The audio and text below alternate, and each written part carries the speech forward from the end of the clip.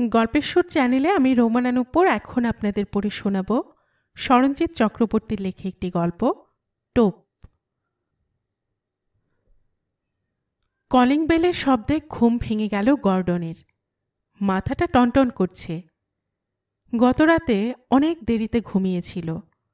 আজ এখন চোখ খুলে বুঝল শরীর আরও ঘুম চায়। শরীর তার সমস্ত আঙুল দিয়ে আঁকড়ে ধরতে চায় বিছানাকে, আরও কিছুক্ষণ মিশে থাকতে চায় ঘুমের সঙ্গে। কিন্তু সে উপায় কি আছে? বেল যখন বেজেছে, দরজা তো খুলতেই হবে। বিছানায় বসে মাথার কাছে রাখা ডোনাল্ড ডাকের মুখ আটা টি শার্টটা গলিয়ে নিল গর্ডন। এমন টি শার্ট ওর অনেকগুলো রয়েছে। প্রাগের একটা মেলার থেকে কেনা। সবকটা একই ডোনাল্ডের ছবি, শুধু নাগরা জুতোর মতো ঠোঁটের রংটা এক একটা টি শার্টে এক এক রকম। আজ হলুদ ঠোঁটের ডোনাল্ড পড়েছে ও। ডিজিটাল দেওয়াল ঘড়িতে এখন 7:42। এমন সকালে কে এলো? খবর কাগজওয়ালা আর দুধওয়ালা তো দরজার কাছে কাগজ আর দুধ নামিয়ে রেখে চলে যায়। ওরা তো বেল বাজায় না। গতকালও এমন সময় বেল বেজেছিল, আজও বাজল। লেট রাইজার হিসেবে গর্ডনের নাম আছে পরিচিত মহলে। এই 7:45 সকাল তোর কাছে ভোর। মানুষজন কি রোজ এমন সময়ে আসবে? কেউ কেউ ওকে ঘুমোতে দেবে না। এই পাড়াটা খুব নির্জন, তাই এখানে ছোট্ট বাড়িটা নিয়েছে গর্ডন। এই সকালে চারিদিক এতটা নিস্তব্ধ হয়ে আছে যে মনে হচ্ছে বন্ধুর সেই পাহাড়তলির নির্জন কটেজেই রয়েছে যেন। হলঘর পেরিয়ে বাইরের আই হলে চোখ রাখল গর্ডন। ও, এ তো পরিচিত মানুষ। মনটা ভালো হয়ে গেল গর্ডনের। হাত দিয়ে এলোমেলো চুলটা ঠিক করে মুখে হাসি নিয়ে দরজা খুলল। Good morning, please come in. হঠাৎ এত সকালে? দরজার বাইরের মানুষটি হাসল শুধু। তারপর আচমকা কোটের পকেট থেকে সাইলেন্সার লাগানো পিস্তল বের করে গর্ডনের বুক লক্ষ্য করে ট্রিগার টিপল। ফটফট শব্দ হলো দুটো। গরম লোহা শরীরের ভেতর গিয়ে পাক মারল।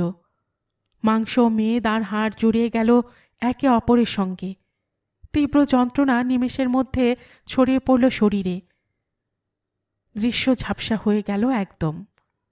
কিছু বোঝার আগেই গর্ডন লুটিয়ে পড়ল মাটিতে। ডোনাল্ড ডাকের মাথা ফুটো করে ঢুকে যাওয়া গুলির পথ ধরে রক্তের দাগ লম্বা হয়ে নেমে এলো মাটিতে। দরজার সামনে পড়ে থাকা নিষ্পন্দ দেহটাকে দেখে পাখি ভাষায় উত্তেজনা প্রকাশ করল বাইরের বাগানে এসে বসা বসন্তের দুটো ছোট্ট সোয়ালো। 10 দিন পর ভারতবর্ষের কোনো এক জায়গায়। বসন্তে ফুলের চাষ না করে এরা পপির চাষ করে কি করে? চেপ ভুরু কুঁচকে মাটির দিকে তাকালেন। লোকটা যে দিলীপ কুমারের অন্ধভক্ত এই ভঙ্গি দেখলেই বোঝা যায়। গর্গ ঠোঁট চেপে হাসি চাপল অনেক কষ্টে। চিফ মাঝে মাঝে একটু নাটুকে হয়ে যান। চিফ বললেন, চিন্তা করতে পারো চেতন, ইউনাইটেড নেশনসের রিপোর্ট বলছে যে সারা পৃথিবীতে নাকি ড্রাগ ট্রেডের পরিমাণ বছরে $400 বিলিয়ন, আর এর বেশিরভাগটাই টেরোরিজমকে প্রমোট আর সাপোর্ট করতে খরচ করতে হয়। তুমি বুঝতে পারছো পৃথিবী কোন দিকে যাচ্ছে? চিফ এবার রাজেন্দ্র কুমার। চেতনগড় টেবিল থেকে আরেকটা কাগজ তুলে নিলেন হাতে। The office of national drug control পলিসির বিজ্ঞাপন এটা। বলা হচ্ছে যে যারা ড্রাগস কিনছে তারা এই দুনিয়া জোড়া সন্ত্রাসে অর্থ দিয়ে সাহায্য করছে। অবশ্য এমন অনেক কিছুই গর্গের মুখস্থ আছে। ও জানে যে এই ড্রাগ সারা পৃথিবীতে প্রায় 1.5 কোটি মানুষের কাছে পৌঁছয়, যার ভেতর 1 লক্ষ মানুষ প্রতি বছর মারা যায়। আজকের মিটিংয়ে এসব নিয়েই কথা হয়েছে। তবু মিটিং ভেঙে যাওয়ার পর চিফ গর্গকে বসিয়ে রেখেছেন। ও জানে চিফ যতই নাটক করে যান না কেন, ড্রাগ নিয়ে চিফ যা বলতে চান সেই ব্যাপারটা সিরিয়াস। ওদের এই হাইলি ক্লাসিফাইড সংস্থাটির একদম ইনার সার্কেলে বসে রোজ টেরোরিজম আর ড্রাগসের নেক্সাসের চাপ বুঝতে পারে গর্গ। ভারতবর্ষের মতো একটা দেশ যে কিভাবে দক্ষিণ এশিয়ায় টিকে আছে তা ভাবলেই গায়ে কাঁটা দেয় ওর। ওর চারিদিকে এত শত্রু, তারা যেন তেন প্রকারে দেশটাকে কামড়ে আঁচড়ে ছিঁড়ে ফেলতে চায়। আর এ ব্যাপারে ড্রাগস মাফিয়াদের টাকা প্রত্যক্ষভাবে ইন্ধন যোগায়। তবু দেশটাকে সংঘবদ্ধভাবে টিকিয়ে রাখার জন্যই গর্গরা নিরন্তর চেষ্টা করে। অ্যান্টি টেরোরিজমের বিরুদ্ধে ভারতের লজিস্টিকের মেরুদণ্ড হল গর্গদের সংস্থা, আর সেই সূত্রে ড্রাগসের থেকে আসা স্পন্সরশিপ বন্ধ করা ওদের কাজের মধ্যে পড়ে। চিফ বললেন, তুমি তো জানোই গত 10 দিন আগে আমাদের মোলকে মেরে ফেলা হয়েছে, ফলে আমরা কিন্তু অনেকটাই রাডারলেস জাহাজের মতো হয়ে পড়েছি। নেক্সট 2 সপ্তাহের ভেতর 12,000 টন ড্রাগস, প্রধানত হিরোইনের একটা ডিল হতে যাচ্ছে।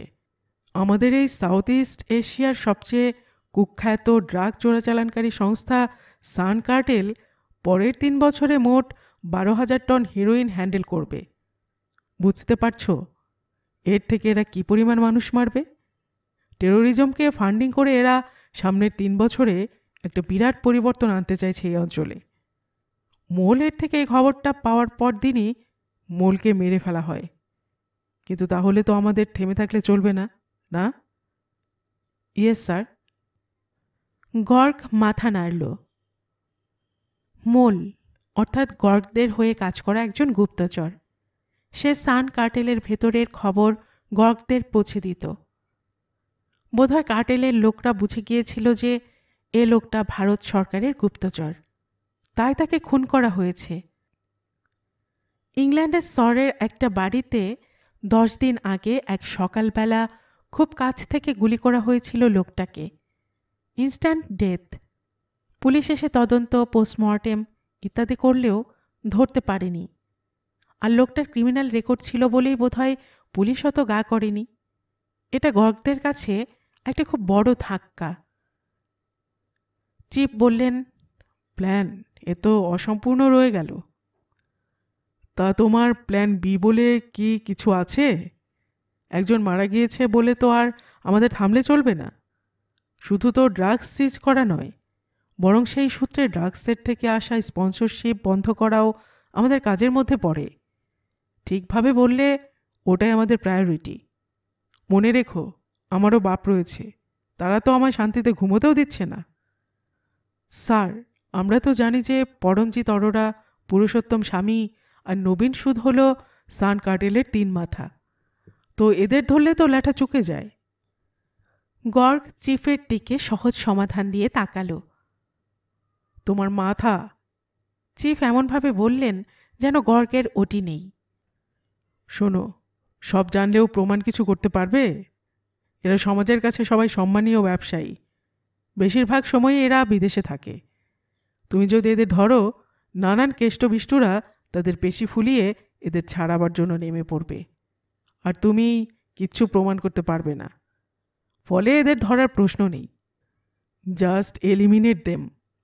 একসঙ্গে সব মাথারা কাটা গেলে গোটা কার্টেল থতমত খেয়ে যাবে, আর ওই 12,000 টনের ডিলটাও পিছিয়ে যাবে। আমরাও সময় পেয়ে যাব এই কনফিউশনের মধ্যে ওদের ঘিরে ফেলতে। বুঝেছ? স্যার, এটা আমিও ভেবেছিলাম, আর আপনি যখন বলছেন তখন এটাই আমাদের প্ল্যান বি হোক। গর্গ ঠোঁট কামড়াল। চিফ চশমা খুলে তাকালেন। Good, then deploy your men. কাজটা এখনই শুরু করতে হবে। গর্গ জানে এসব অ্যাসোসিয়েশনের কাজ ঠিক নিয়মকানুনের মধ্যে পড়ে না, কিন্তু যুদ্ধে জিততে হলে কে কবে রুল বুক ফলো করেছে? তবে গর্গরা নিজেরা এসব কাজ করে না। এই জন্যই মোল্টু কার্টেলের ভেতরে তৈরি করে রেখেছিল গর্গ। তবে মোল্টু এতদিন ঘুমন্ত ছিল, কারণ কিভাবে তা ব্যবহার করা হবে সে বিষয়ে ঠিক ধারণা ছিল না। কিন্তু এবার তাকে জাগাবার সময় হয়েছে। চিফের প্ল্যান অনুযায়ী তাকে কাজে লাগাবার সময় হয়েছে। গর্গ মোবাইলটা বের করে একটা নম্বর ডায়াল করল, আর ভারতবর্ষের সীমানার বাইরে বহু দূরে ইউরোপের ছোট্ট একটি দেশে ইলেকট্রনিক সিগন্যাল পেয়ে কোকিলের মতো শীষ দিয়ে জেগে উঠল আরেকটা মোবাইল। বোঝা গেল হানাহানির ভেতরেও বসন্ত সত্যি আগত। তখন ইউরোপের ছোট্ট একটা দেশে ফোনটা বন্ধ করে জানলা দিয়ে বাইরে তাকালো রুপিন। জানলার বাইরে বিরাট পাহাড়টা দেখা যাচ্ছে, সবুজ চাদরে ঢাকা একটা পাহাড়। তার পায়ের কাছে নানা রঙের ফুল ফুটে রয়েছে, শান্ত মাঠ ছড়িয়ে রয়েছে চারিদিকে। তার পাশে ছোট্ট কাঠের বাড়িটা কেমন যেন দেশলাই বক্সের মতো লাগে দূর থেকে। মনে হয় কেউ যেন অযত্নে ফেলে দিয়ে গিয়েছে। কেন যে অ্যাডাম এত দূরে এমন একটা নির্জন বাড়িতে থাকে? ওকে খুঁজে পেলে তো ওরা খুব সহজে মেরে দেবে। এর আগেও তো 4 বার মারার চেষ্টা করেছে, তবুও। রুপিন সামনে বসা অ্যাডামের দিকে তাকালো। খুবই অল্প বয়স, দোহারা চেহারা, দেখতেও খুব সাধারণ, কিন্তু ভেতরের আগুনটা অ্যাডামের চোখ দুটো দেখলে বোঝা যায়। বলো, হঠাৎ এভাবে এলে কেন? অ্যাডাম অন্যমনস্ক গলায় জিজ্ঞেস করল। 4 বার তোকে ওরা মারার চেষ্টা করলো, কিন্তু ওরা তো বলছে যে ওরা চেষ্টা করেনি, অন্য কেউ করেছে। তুই বিশ্বাস করছিস? রুপিন উত্তেজিত হলো সামান্য। তুই কার্টেল ছাড়ার সময় ওরা তোকে বলেনি যে সান কার্টেল ছাড়লে তোকে এই পৃথিবী ছাড়তে হবে? তারপর মিলান, প্রাগ, ব্রাসেলস আর মাদ্রিদ 4 বার তোর উপর অ্যাটেম্প্ট হলো, আর তুই দেখলি তো তোর বন্ধু গর্ডনকে কিভাবে মারলো ওরা। ওরা মেরেছে? অ্যাডাম সোজা হয়ে বসল। আমার কাছে প্রমাণ আছে, অরোরা, স্বামী আর সুদ। ওরা নিজেরা? কিন্তু লোক দিয়ে তো মারাতে পারত। Don't be so naive. কিছু কাজ ওরা নিজেরা করতে ভালোবাসে, কারণ গর্ডনের কাছ থেকে কিছু পেপারস ওদের নেওয়ার ছিল, যা অন্য কারো হাতে পড়লে বিপদ হতো। তাই ওরা নিজেরাই। বিশ্বাস হচ্ছে না? আচ্ছা এই দেখ।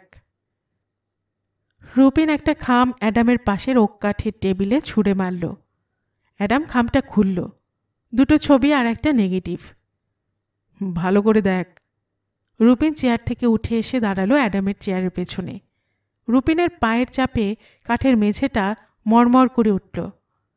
অ্যাডাম দেখল বড় করে প্রিন্ট করা একটা ছবি।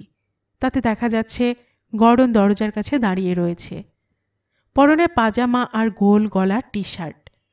দরজার পায়ের কাছে 2টো দুধের বোতল আর খবর কাগজ রাখা।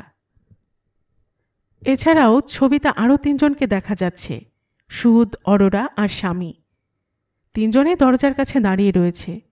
বোঝা যাচ্ছে যে ওরা এসেছিল বলেই গর্ডন দরজা খুলে দাঁড়িয়েছিল। ছবিটা দূর থেকে টেলিফটোয় নেওয়া। অ্যাডাম বলল, দেখলাম তো। ইউ আর লুজিং ইট। রুপিন মাথা নেড়ে হাঁটু ভাঁজ করে অ্যাডামের পাশে বসল। তোর রিফ্লেক্স নষ্ট হয়ে যাচ্ছে, ভালো করে দেখ। ছবিটা তোলা হয়েছে গর্ডনের মৃত্যুর দিন। মানে? অ্যাডাম ঘুরে বসল। রুপিন বলল, মানে পোস্টমর্টেম অনুযায়ী মৃত্যু হয়েছিল সকাল 7:30 থেকে 8টার ভেতর, মার্চের 15 তারিখ। এই দেখ, ছবির কোনায় সেলফ প্রিন্ট ক্যামেরার তারিখ প্রিন্ট করা, 15th মার্চ। আর এই দেখ। রুপিন এবার দ্বিতীয় ছবিটা বের করল। সুদের হাতের ক্লোজ আপ, নেগেটিভ থেকে বড় করিয়েছি। কবজির ঘড়িটা দেখ, 7:40 বাজে। হলো? বিশ্বাস হলো? অ্যাডাম ভুরু কুঁচকে বলল, ডেটটা যে প্রিন্ট হয়েছে সেটা তো ম্যানিপুলেটেডও হতে পারে, মানে ক্যামেরায় তো সেটা সেট করা যায়। জানি, সেই জন্য এনে দেখ, এটা ফিল্মে তোলা ছবি, পাতি ডিজিটাল ক্যামেরায় নয়। এই যে নেগেটিভ। তাছাড়া মেনে নিলাম যে ডেটটা বানানো, কিন্তু গর্ডনের টি শার্টটা, এই যে ডোনাল্ড ডাক আঁকা রয়েছে বুকের কাছে, সেটা মনে নেই? বডি দেখে বেরোবার সময় এক্সিবিট হিসেবে রেখে দেওয়া গুলির ফুটোওয়ালা টি শার্টটা মনে নেই? ডোনাল্ড ডাকের মুখটা প্রিন্ট করা ছিল টি শার্টে। সত্যি অ্যাডাম, তুই এই নির্জনতায় থাকতে থাকতে কেমন যেন ভোতা হয়ে গেছিস। ইউ আর লুজিং ইট। ছবিটা তুমি তুলেছ? অ্যাডামের গলা আবছা হয়ে গেল আবার। চোখ দুটো ছবির দিকে তাকালেও কেমন যেন অন্যমনস্ক। I have my men. কেন? তুমি তো ওদের সঙ্গেই কাজ করি। রুপিন হাসল। সময় মতো বলবো তোকে, এখনও বলার সময় আসেনি। তবে শোন, ওদের মারতে হবে 4 জনকেই। এই ড্রাগস আর তার পয়সা ইন্ডিয়ান সাবকন্টিনেন্টে বাড়তে থাকা টেরোরিজম বন্ধ করতে হবে। সরি। অ্যাডাম ভুরু কোঁচকাল। সুদ, স্বামী, অরোরা 3 জন। 4 জন হলো কি করে? ওরা 3 জন সামনে থাকে, তবে আরও একজন আছে, যদিও জানি না সে কে, কিন্তু আছে। তবে তুই আগে এই 3 জনকে মার, তার মধ্যে চতুর্থ জনের খবর নিয়ে এসে দিচ্ছি তোকে। অ্যাডাম ছবিটা হাতে মাথা নিচু করে রইল। গর্ডন ওর বন্ধু। কতবার গর্ডন পুলিশের থেকে বাঁচিয়েছে ওকে, কতবার ওকে মৃত্যু থেকে রক্ষা করেছে, তাকে সুদরা মারল। অ্যাডাম ছবিটার দিকে তাকালো, আবার জিজ্ঞেস করল, সুদরা মারল কেন ওকে? হি ওয়াজ দ্য মোল। ইন্ডিয়া গভর্নমেন্টের ইনফর্মার ছিল, সুদদের বিপক্ষে তথ্য যোগান দিচ্ছিল। তুই তো ড্রাগসের ব্যবসায় জড়াবি না বলে কার্টেল ছাড়লি, কিন্তু গর্ডন তোর মতো পালায়নি। ও কার্টেলের ভেতরে থেকে তাকে ধ্বংস করতে চেয়েছিল। Don't be an escapist rat, fight for your friend, your dignity. শোন, আমি জানি তুই 3-4টে অরফানেজকে টাকা দিস, জানি ফাদার ফ্রান্সিস বলে একজনের অরফানেজের মেন ফাইন্যান্সারও তুই, মানে অদম্য সেন। সুদরা তোকে না মারতে পেরে যদি ওই অনাথ বাচ্চাগুলোর উপর হামলা করে, বাচ্চাগুলো যদি মারা পড়ে, তুই এটা কি হতে দিতে পারিস? আমি তোর মতো কম্পিটেন্ট নই, এদের ভেতরে থেকে এদের দুর্বল জায়গাগুলো দেখিয়ে দিতে পারি মাত্র, কিন্তু কিছু করার মতো ক্ষমতা আমার নেই। থাকলে তোকে বলতাম না। কিন্তু কিভাবে? অ্যাডাম মুখ তুলে তাকালো রুপিনের দিকে। একসঙ্গে মারতে হবে ওদের। আলাদা আলাদা করে মারতে গেলে সতর্ক হয়ে যাবে ওরা। ওদের কোনো নির্জন জায়গায় একসঙ্গে ডাক, তারপর। রুপিন হাসল। এটা খুব দরকার। সারা পৃথিবীতে যুদ্ধে যত না লোক মারা যায়, ড্রাগের জন্য তার চেয়েও বেশি। তাছাড়া টেরোরিজমকে ফান্ডিং তো আছেই। তুই ড্রাগসের সঙ্গে জড়াবি না বলে কার্টেল ছাড়লি, কিন্তু যদি কার্টেল তোকে না ছাড়ে? Think of those little children. তোর বন্ধুর কথাও ভাব। অর্ধেক কাজ করে এই নির্জনতায় লুকিয়ে থাকিস না। Be a man, Adam. Kill them. 4 দিন পরে এক সকালবেলায়। লেকের ধারের এই বাড়িটাও কাঠের, দেখলে মনে হয় খেলনা বাড়ি। আশেপাশে আর কোনো বসতি নেই। একটা রাস্তা এঁকে বেঁকে সাদা ওড়নার মতো পড়ে রয়েছে মাঠে। আর মাঠটাও উঁচু নিচু হতে হতে উঠে গিয়েছে পাহাড়ে। সে পাহাড়ের ছায়া বিরাট বড় লেকের গায়ে পড়েছে। প্রায় 1 কিলোমিটার দূর থেকে গোটা দৃশ্যপটকেই মনে হচ্ছে ক্যালেন্ডার থেকে ছিঁড়ে নেওয়া ছবি। এমন জায়গায় আগুন, ধোঁয়া আর রক্ত কি মানায়? কিন্তু কত কিছু তো মানায় না জীবনে, তা বলে কি সেসব হয় না? ছোট বয়সে মা বাবাকে হারানো কি মানায়? অরফানেজ হোমের অকথ্য অত্যাচার সহ্য করা কি মানায়? ক্রমশ অন্ধকার জীবনে ঢুকে পড়াও কি মানায়? বা এই সান কার্টেল যদি ফাদার ফ্রান্সিস আর অরফানেজের বাচ্চাদের উপর আক্রমণ করে, অ্যাডামের কার্টেল ছাড়া শোধ নেয়, তাও কি মানায়? অ্যাডাম এখন বোঝে মানানো বা না মানানোর। এই ধারণাটাই পেটি রোমান্টিসিজম। বাস্তবের সঙ্গে কোনো মিল নেই। ওই দেখ, 3টে গাড়ি এসেছে। রুপিনের কথায় সদ্বিত ফিরল অ্যাডামের। ও চোখ রাখল সামনে ট্রাইপডের উপর রাখা দূরবীনে। 3টে লম্বা গাড়ি এত দূর থেকেও রোদে ঝলসাচ্ছে। ওদের 3 জনকে আলাদা আলাদা ভাবে তো একাই দেহরক্ষী ছাড়া আসতে বলেছিল। ওরা কি একা এসেছে? না, কেবল 3 জন 3টে গাড়ি থেকে বেরোলো। নিজেদের মধ্যে কথা বলল কী সব, তারপর ঢুকে গেল কাঠের বাড়ির ভেতর।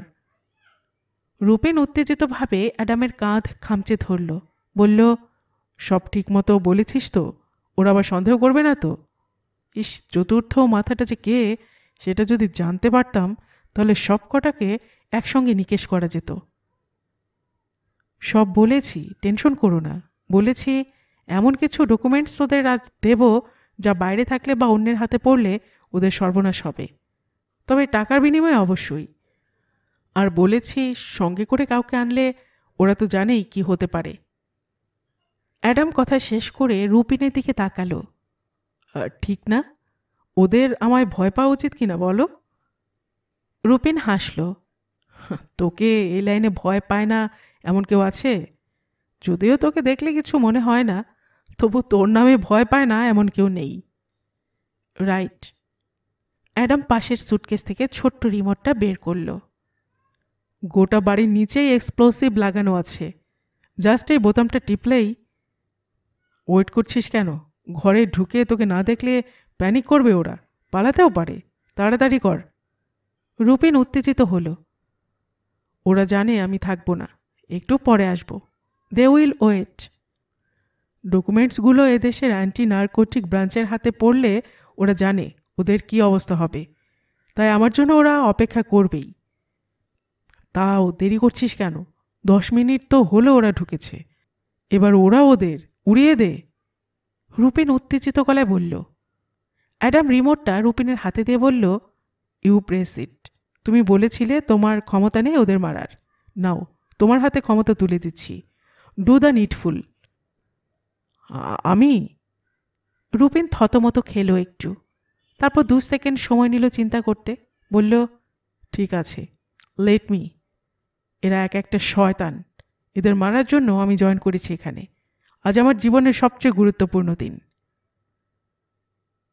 বিকট শব্দ করে যখন বাড়িটা প্রায় শূন্যে উঠল, অ্যাডাম অন্যদিকে মুখ ঘুরিয়েছিল। শব্দটা লেক পেরিয়ে দূরের পাহাড়ে ধাক্কা খেয়ে ভেঙে ছড়িয়ে পড়ল চারিদিকে। কিছু টুকরো ফিরে এলো, কিছু মিলিয়ে গেল। অ্যাডাম দেখল লেকের জলে বসা পাখিরা ভীষণ ভয় পেয়ে ছড়িয়ে ছিটিয়ে উড়ল খানিক, ডুবল খানিক, খানিক চিৎকার শুরু করল। মানুষ আর কতভাবে এদের ভয় দেখাবে? রুপিন বলল, রইল বাকি এক। 2 দিনের ভেতরে তোর এই লোনলি কটেজে গিয়ে 4র্থ জনের নাম বলে আসব। তাকে মেরে সানকার্টেলকে সারা জীবনের জন্য অস্তে পাঠিয়ে দে দেখি, এক নতুন সূর্যাস্ত হোক। 2 দিনের মাথায় কাঠের টেবিলটার উপর টিভির রিমোটটা নামিয়ে রেখে দরজা দিকে তাকালো অ্যাডাম। রুপিন দাঁড়িয়ে রয়েছে দরজায়, পকেটে হাত, মুখে হাসি। কী রে, জানলাগুলো সব বন্ধ করে রেখেছিস কেন? তোর উপর ঘরের আলোটা এত ডিম করে রেখেছিস, ব্যাপার কি? এরকম একটা খুশির দিনে এমন আবছা আলোয় বসে রয়েছিস কেন? খুশির দিন? অ্যাডাম ক্লান্ত গলায় জিজ্ঞেস করল। 4র্থ মাথার নামটা পাওয়া গিয়েছে। রুপিন দরজা দিয়ে এসে দাঁড়ালো ঘরের মাঝখানে। কিরে, এই অ্যাডাম, আমার কথা কানে যাচ্ছে না? রুপিন আবার বলল। অ্যাডাম এতক্ষণ মেঝের দিকে তাকিয়েছিল, এবার রুপিনের কথায় যেন জোর করে মাথা তুলল। 4র্থ জন? ইয়েস, তুই ভুলে গেলি? রুপিন হাসল। এবার তাকে মারতে হবে, সেও তো গর্ডনের মৃত্যুর জন্য সমান দায়ী না? সমান নয়, একমাত্র দায়ী, ক্লান্ত গলায় বলল অ্যাডাম। একমাত্র মানে? রুপিন অবাক হলো। কি বলছিস, স্পষ্ট করে বল। 4র্থ জন একমাত্র দায়ী? 4র্থ জন যে কিনা প্রথম জন বা একমাত্র জন, মানে একজন। অ্যাডাম রুপিনের দিকে তাকালো। রুপিন বলল, কি বলছিস তুই, এ কেমন ধাঁধা? অরোরা স্বামী বা সুদ নয়, গর্ডনকে মেরেছে। অ্যাডাম মাথা নামিয়ে নিল। কেন এমন হলো? গর্ডন তো কোনো দোষ করেনি, তাহলে কেন তাকে মারলে তুমি? না হলে অ্যাডাম ইনভলভড হতো কি করে? রুপিনের গলার স্বরে এমন কিছু ছিল যাতে অ্যাডাম চোখ তুলে তাকালো। দেখল রুপিনের হাত আর পকেটে নেই, বরং তার সামনে সোজা হয়ে আছে, আর তাতে ধরা আছে একটা স্বয়ংক্রিয় পিস্তল। ওকে না মারলে কি তুই সুদদের মারতে রাজি হতিস? ও তো জাস্ট একটা ডিসপোজেবল অ্যাক্সেসরি, একটা টোপ। গর্ডন গিয়েছে, সুদ, স্বামী আর অরোরাও গিয়েছে, এবার লাস্ট পেরেকটা হলি তুই। তোকে না মারলে 12,000 টন ড্রাগসের যে কন্ট্রোল, সেটা তো সম্পূর্ণভাবে নেওয়া যাবে না। কি বল? রুপিন হাসল। তুমি শিওর যে আমি শেষ পেরেক? অ্যাডাম আবছা গলায় বলল। ইয়েস, কনফিডেন্ট গলায় বলল রুমিন। তুই একটা বোকা, ড্রাগসের লাইনে কাজ করব না এমন কেউ বলে? শোন, সামনের পৃথিবী কন্ট্রোল করবে তেল নয়, ড্রাগস। আর সেখানে আমি তার অধিকার না নিয়ে সুদ, স্বামী, অরোরার লেজ হয়ে কাজ করব? তবে তোকে মারার আগে একটা কথা বলতেই হবে। তুই ঠিক ধরেছিস ব্যাপারটা। আমি যে গর্ডনকে মেরেছি সেটা ঠিক ধরেছিস। কি করে ধরলি বলতো? রুপিন কৌতূহলী বাচ্চার গলায় জিজ্ঞেস করল। কঠিন কিছু নয়, নেগেটিভ। আর ডোনাল্ড ডাকের ঠোঁট। অ্যাডাম ক্লান্ত গলায় বলল, মানে? রুপিন একটু থমকালো। অ্যাডাম মাথা নাড়ল। কেন আমায় ছবি ব্লো আপ করার আইডিয়া দিলে? ছবিটা তো 15 মার্চ তোলা নয়, 14 তোলা। শুধু ছবির ডেট আর হাত ঘড়ির ব্লো আপ দেখালেই হবে? ছবির অন্য কোণে যে খবরের কাগজ পড়েছিল সেটা ভুলে গেলে? আর আমি সেই অংশটা এনলার্জ করে দেখেছি। পেপারে ডেট থাকে, ওটাতেও ছিল 14 মার্চ। ফটোয় যে প্রিন্ট ডেট ছিল তা বদলানোই যায়, কিন্তু এটা বদলাবে কী করে? আর ডোনাল্ড ডাকের ঠোঁট, 14 মার্চ যে টি শার্ট পরেছিল গর্ডন, সেই ডোনাল্ড ডাক ছাপা টি শার্টের ডাকটির ঠোঁট ছিল লাল রঙের। আর মৃত্যুর দিন অর্থাৎ 15 তারিখ যে টি শার্ট পরেছিল তাতে ছাপা ডাকটির ঠোঁটের রং ছিল হলুদ। এটা খেয়াল করোনি? খুব ছোট্ট ভুল, কিন্তু পরিণাম বিরাট বড়। তুমি কি ভেবেছ? তুমি কি ভেবেছ আমি সত্যি ভোঁতা হয়ে গিয়েছি? তুমি ছবি দেখে যা বলবে তাই আমি বিশ্বাস করে নেব? Am I really losing it? Rupen বন্দুকটা বিপজ্জনকভাবে নাচিয়ে হেসে বলল, yes, you are losing it dear. বিশ্বাস তো করেছিস, না হলে অরোরাদের মারতিস। মনে আছে ওরা সেই কাঠের বাড়িতে ঢোকার পর আমি 10 মিনিটেরও বেশি সময় নিয়েছিলাম ব্লাস্টটা করাতে? তুমি আমায় তাড়া দিচ্ছিলে, মনে আছে? আসলে আই ওয়াজ বাইং টাইম। বাড়ির পেছনে ছিল লেক, আর বাড়ির পেছনে দরজা দিয়ে লেকে নামবার চমৎকার বন্দোবস্ত ছিল। সেখানে 3টে ডাইভার্স কিট রাখা ছিল। জলের তলায় অনায়াসে 8 ঘন্টা কাটানো যায়। এমন অক্সিজেনের বন্দোবস্ত করাই ছিল, বোমায় বাড়িটা উড়ে যায়। কিন্তু তুই জানোয়ার, সন অফ! অবস্থা বুঝে হঠাৎ রুপিন বন্দুক হাতে হিংস্রভাবে এগিয়ে আসতে গেল, কিন্তু তার আগেই অ্যাডাম চকিতে উঠে দাঁড়িয়ে হাতের মুঠোয় লুকোনো ছোট্ট একটা রিমোটের বোতাম টিপে বলল, নড়ো না, তাহলে মারা যাবে। তোমার পায়ের চাপে প্রাইমারি অ্যাক্টিভেশন হয়ে গিয়েছিল কাঠের মেঝের নিচে রাখা বোমটার। এবার সেটাকে সম্পূর্ণ আর্ম করলাম। এটা প্রেশার অ্যাক্টিভেটেড স্ক্রিনটার মাইন।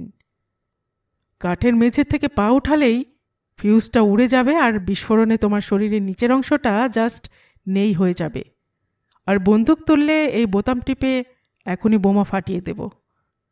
ওই দেখো, তোমার পায়ের নিচের কাঠের পাটাতন পাতা মেঝের ফাঁক দিয়ে আর্মড বোমের ছোট্ট লাল আলোটা দেখা যাচ্ছে। তুই তুই শুদ্ধের! রুপিন কথা শেষ করতে পারল না। পাশের ঘরে দরজা ঠেলে বেরিয়ে এলো পরমজিৎ, অরোরা, পুরুষোত্তম স্বামী আর নবীন সুদ। 3 জনের বন্দুকই রুপিনের দিকে তাক করা। দরজাটা বন্ধ করে রাস্তায় পা দিল অ্যাডাম। রুপিনকে ঘিরে ধরে 3 জন বন্দুকবাজ কি করবে তাও জানে। ঘর থেকে বেরোবার আগেও শুনছিল রুপিন শেষ চেষ্টা করছে বোঝাবার। বলছে, গর্ডন ইন্ডিয়ান ইন্টেলিজেন্সের চর ছিল, ওকে না মারলে সান কার্টেলকে বাঁচানো যেত না। আর অ্যাডাম তো লাইন ছেড়ে সব ফাঁস করে দিত বলেই। অ্যাডাম জানে মৃত্যু খুব বড় মোটিভেশন, আর প্রতিশোধ তার চেয়েও বড়। ও পেছনে তাকালো। বড় পাহাড়ের পায়ের কাছে দেশলাই বাক্সের মতো পড়ে আছে বাড়িটা। তবে খালি নয়, বারুদ ঠাসা বাক্স। তার উপর দরজা জানলা সব বন্ধ। ভেতরে সান কার্টেলের 3 জন মাথা, সঙ্গে মাথা হতে চাওয়া রুপিন। গোটা সাউথ এশিয়ার ড্রাগ লিঙ্কটাই জড়ো হয়ে রয়েছে কাঠের বাড়ির ভেতরে। ড্রাগ যা গোটা একটা জেনারেশনকে শেষ করে দিচ্ছে। ড্রাগ যা সন্ত্রাসবাদকে তার রসদ জুগিয়ে যাচ্ছে, আর তার তাপে কখনো মুম্বই, কখনো লাহোর, কখনো বালি বা মাদ্রিদে ছিন্ন ভিন্ন হয়ে যাচ্ছে নির্দোষ সাধারণ মানুষ। এই শান্ত সুন্দর পৃথিবীতে ফাদার ফ্রান্সিসের পাশাপাশি এমন নরখাদকরাও থাকে। হ্যাঁ, এরা নরখাদক, মুখোশের আড়ালে নরমাংসভোজী। পকেট থেকে সেই ছোট্ট যন্ত্রটা আবার বের করলো অ্যাডাম। লাল বোতামটায় আঙুল রাখল, তারপর আলতোভাবে টিপে দিল বোতামটা। দরজা জানলা বন্ধ বাড়িটার ভেতরে বোমা ফেটে পুরো বাড়িটাকে বেলুনের মতো ফাটিয়ে দিল। রুপিন যদি বুঝতো কেন জানলাগুলো বন্ধ করে রেখেছিল অ্যাডাম। প্রেশারাইজ জায়গায় বোমা অনেক বেশি কার্যকর। টোপ, ঠিকই বলেছে রুপিন। তবে ঘটনাটা বোঝেনি। সুদ, স্বামী আর অরোরা ছিল রুপিনের টোপ, আর রুপিন টোপ ছিল ওদের। কারণ রুপিনের গণ্ডগোলের কথা সুদদের জানালে আর রুপিনকে এর জন্য ওদের হাতে তুলে দেওয়ার প্রতিশ্রুতি না দিলে সুদরা তিনজনে রাজি হতো না একসঙ্গে ওই লেকের ধারে বাড়িতে আসতে। রাজি হতো না সেই বাড়িটার বিস্ফোরণের প্ল্যানের অংশ হতে। এইভাবে ওদের অপরের বিরুদ্ধে লড়াতে না পারলে কার্টেলকে শেষ করার অন্য কোনো উপায় ছিল না। পকেট থেকে মোবাইলটা বের করলো অ্যাডাম। নম্বর ডায়াল করে কানে লাগালো।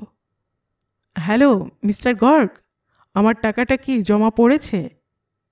গর্গ বলল, হ্যাঁ। আর ওরা? Sun has set. ফ্যান্টাস্টিক। গর্গের গলায় আনন্দ। শোনো, আরেকটা কাজ আছে।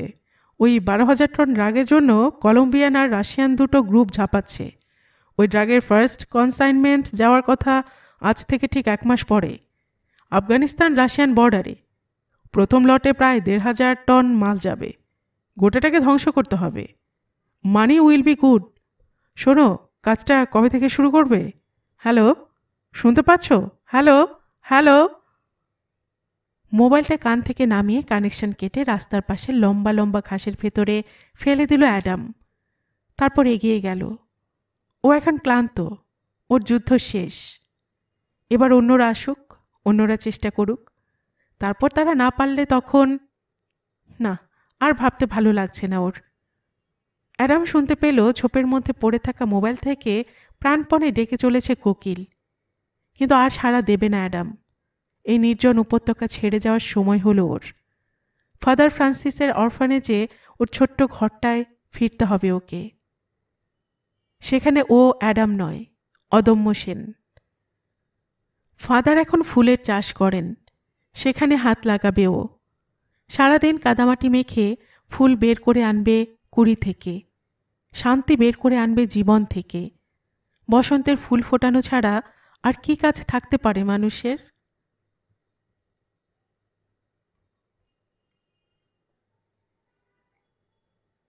গল্পের সুর চ্যানেলে এতক্ষণ আপনারা শুনছিলেন সরঞ্জিত চক্রবর্তীর লেখা একটি গল্প, টোপ।